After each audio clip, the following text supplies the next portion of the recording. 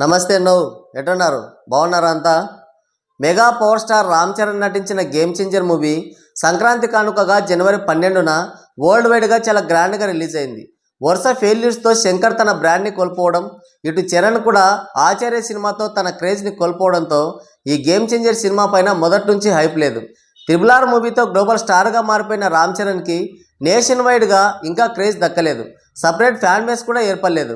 ఈ మాట ఎందుకంటే ఒక మూవీ హిట్ అయినా ఫ్లాప్ అయినా ఒక స్టార్ హీరో సినిమా రిలీజ్ కంటే ముందే జరిగే ప్రీ బుకింగ్స్ ద్వారా మినిమం వసూళ్లు రావాలి, డే 1 వసూళ్లు కుమ్మేయాలి. కానీ రామ్ చరణ్ నటించిన గేమ్ చేంజర్ సినిమాకి నెలన్నర ముందే బుకింగ్స్ ఓపెన్ చేసినా కానీ ఆశించిన స్థాయిలో బుకింగ్స్ జరగలేదు. సినిమా రిలీజ్కి ఒక రోజు ముందు వరకు జరిగిన ప్రీ బుకింగ్ కలెక్షన్స్ చూస్తే జస్ట్ 7 కోట్లు మాత్రమే వచ్చాయి. ఇది ఒక చెత్త రికార్డు. ఒక స్టార్ హీరో సినిమాకి, అందులోనూ గ్లోబల్ స్టార్ ట్యాగ్ ఉన్న ఒక హీరోకి 7 కోట్లు అంటే చెప్పడానికి కూడా ఇబ్బందిగా ఉంది. సరే, ఇక మొత్తానికి సినిమా రిలీజ్ కంటే ముందు రోజు రాత్రి అన్ని చోట్ల బుకింగ్స్ ఓపెన్ చేశారు. కానీ చాలా ఏరియాల్లో టికెట్లు బుక్ అవ్వలేదు. మిడ్ నైట్ షోలకి బుక్ మై షోలో చూస్తే మొత్తం గ్రీన్ స్క్రీనే కనిపించింది. అంతెందుకు, నేను వెళ్ళిన థియేటర్లో కూడా చాలా వరకు సీట్లు ఖాళీగా ఉన్నాయి. ఇక్కడ ఇంకో ట్విస్ట్ ఏంటంటే వాళ్ళందరూ గేమ్ చేంజర్ సినిమా కోసం రాలేదు. ఆ వచ్చిన వాళ్ళంతా ఓజీ సినిమా టీజర్ రిలీజ్ చేస్తారని వచ్చారు. గేమ్ చేంజర్ సినిమా ఆడే థియేటర్లలో సినిమా కంటే ముందు కానీ ఇంటర్వెల్లో కానీ పవన్ కళ్యాణ్ నటించిన ఓజీ సినిమా టీజర్ రిలీజ్ చేస్తామని చెప్పినందుకు పీకే ఫ్యాన్స్ అంతా వచ్చారు. మెడలో ఎర్ర కండువాలు వేసుకొని మరీ వచ్చారు పాపం. కానీ తీరా టీజర్ లేదని తెలిసిన తర్వాత చాలా డిసప్పాయింట్ అయ్యారు వాళ్ళు. సరే, మొత్తానికి సినిమా రిలీజ్ అయింది. డిజాస్టర్ టాక్ వచ్చింది. ఎంతలా అంటే సినిమా డే 1 వసూళ్ళకే బొక్కపడేంతగా. ఏ థియేటర్లో చూసుకున్నా 10-20 మంది కంటే ఎక్కువ మంది ఆడియన్స్ లేరు. సరే, ఫ్లాప్ టాక్ వచ్చింది కాబట్టి ఆ కలెక్షన్స్ వచ్చాయి. హిట్ టాక్ పడుంటే ఖచ్చితంగా మంచి నెంబర్సే కనిపించుండేవి. మొత్తానికైతే సినిమా అటర్ ఫ్లాప్ అయిందని అందరికీ అర్థమైంది. సినిమా అటర్ ఫ్లాప్ అవడానికి చాలా కారణాలు ఉన్నాయి.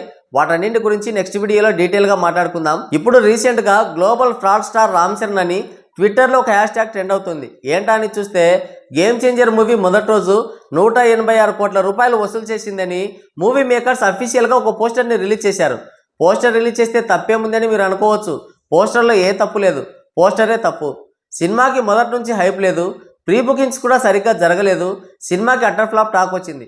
అలాంటి సినిమాకి డే 1 186 కోట్ల రూపాయలు వచ్చిందంటే ఎవడైనా నమ్ముతాడా? మనం ఈ మాట చెప్తే మళ్ళీ కల్కి, దేవరా, పుష్ప 2 సినిమాలకు వేసిన పోస్టర్లు నిజమైన వాని అడుగుతారు. ఎస్, కాదు, అవి నిజమైన లెక్కలు కాదు. అలాగని పూర్తి ఫేక్ పోస్టర్లు అని కూడా చెప్పలేం. ఎందుకంటే ట్రేడ్ లెక్కలకి ప్రొడ్యూసర్ లెక్కలకి కొంచెం డిఫరెన్స్ ఉంటుంది. ట్రేడ్ లెక్కల్లో వితౌట్ GST నెంబర్స్ ఉంటాయి. కానీ ప్రొడ్యూసర్ మాత్రం ఆ GST లెక్కల్ని కలిపి చెప్తాడు, అంతే తేడా. దానిపైన ఇంకో 5 నుంచి 10 కోట్ల వరకు ఎక్స్ట్రా ఉండొచ్చు, అది కూడా ఫ్యాన్స్ కోసం. కల్కి, దేవరా, పుష్ప 2 సినిమాలకి ఒక 10 నుంచి 20 కోట్ల వరకు ఎక్కువ నెంబర్స్ వేసిన మాట వాస్తవం. కానీ గేమ్ చేంజర్ సినిమాకి ఏకంగా 100 కోట్ల రూపాయల ఫేక్ పోస్టర్లు వేశారు. ఇది చూసి అందరూ బిత్తరపోయారు, ఏంట్రా ఇదని. మరికొంతమంది అయితే ఒక విధమైన ట్రాన్స్లోకి వెళ్ళిపోయారు. ఇంకా మన సోయిలకు కూడా రాలేదు. అసలు రామ్ చరణ్ని గ్లోబల్ స్టార్ అని పిలుస్తుంటేనే పక్క రాష్ట్రాల వాళ్ళు నవ్వుతున్నారు, గ్లోబల్ స్టార్ ఏంటి అని. ఇప్పుడు వీళ్ళు చేసిన పనికి రామ్ చరణ్ని ఒక కమెడియన్లా చూస్తున్నారు. మరీ ముఖ్యంగా బాలీవుడ్లో ఏమీ తెలియని పిత్రేగాళ్ళు కూడా రామ్ చరణ్ని ట్రోల్ చేస్తున్నారు.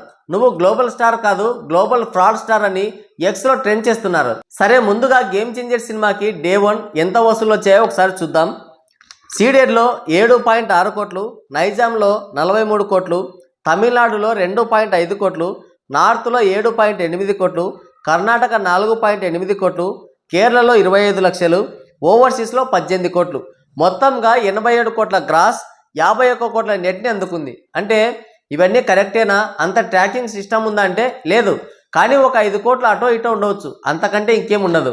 కానీ గేమ్ చేంజర్ మూవీ టీం ఏకంగా 100 కోట్ల ఫేక్ పోస్టర్ వేసింది. దీంతో వాళ్ళ పరువు పోవడమే కాదు, మొత్తం టాలీవుడ్ పరువే పోయింది. వాళ్ళు ఎందుకు ఇలా చేశారో మనకైతే తెలీదు. మరి ఈ ఫేక్ పోస్టర్ గురించి మీరేమనుకుంటున్నారో కింద కామెంట్ చేయండి. ఇంతసేపు వీడియో చూశారంటే సాహసం అనే చెప్పొచ్చు. నచ్చితే ఒక లైక్ వేసుకోండి, వీలైతే సబ్స్క్రైబ్ చేసుకొని నాకు సపోర్ట్ చేయండి. Thank you.